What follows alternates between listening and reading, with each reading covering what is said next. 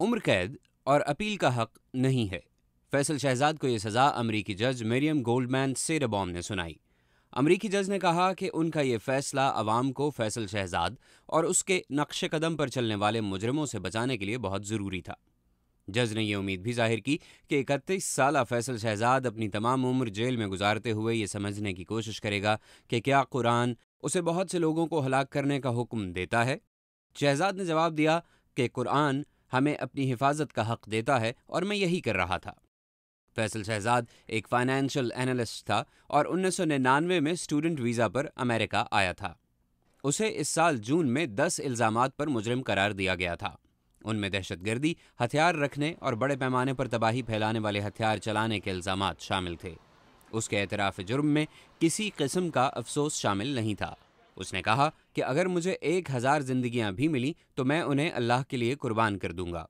فیصل شہزاد نے قبول کیا کہ اس نے دھماکہ خیز مواد سے بھری ہوئی ایک گاڑی 1 مئی کو ٹائم سکوائر میں کھڑی کی۔ بم چلنے میں ناکام رہا۔ 2 دکانداروں نے پولیس کو اس بارے میں مطلع کیا اور بم ڈسپوزل اسکواڈ نے بم کو ناکارہ بنا دیا۔ شہزاد نے قبول کیا کہ اس نے یہ بم امریکی ریاست کنیکٹیکٹ میں اپنے کرائے کے فلیٹ میں تیار کیا تھا، جس میں فائر کریکرز، پروپین اور فرٹیلائزر استعمال کیا، جو تفتیش کاروں کے مطابق دھماکہ خیز نہیں تھا۔ قانون نافذ کرنے والے اداروں نے اسے 2 دن بعد اس وقت گرفتار کیا جب وہ نیو یارک سے دبئی جانے والی ایک فلائٹ پر سوار ہو چکا تھا۔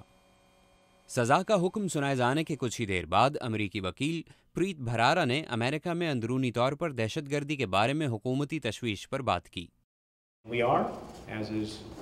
ایف بی آئی، نیو یارک پولیس ڈپارٹمنٹ اور یہاں کی دیگر ایجنسیاں حال ہی میں ہونے والے واقعات کی بنا پر اس بارے میں تشویش کا شکار ہیں اور ہم بہت کوشش کر رہے ہیں کہ ایسا کوئی حملہ نہ ہو۔ ایک موقع پر جج نے فیصل شہزاد سے حلف کے بارے میں پوچھا جو اس نے امریکی شہری بنتے ہوئے اٹھایا تھا۔ اس پر اس نے کہا کہ اس نے سچی نیت سے حلف نہیں لیا تھا۔ پیٹر فیڈنسکی کے ساتھ محمد عاطف، اردو VOA۔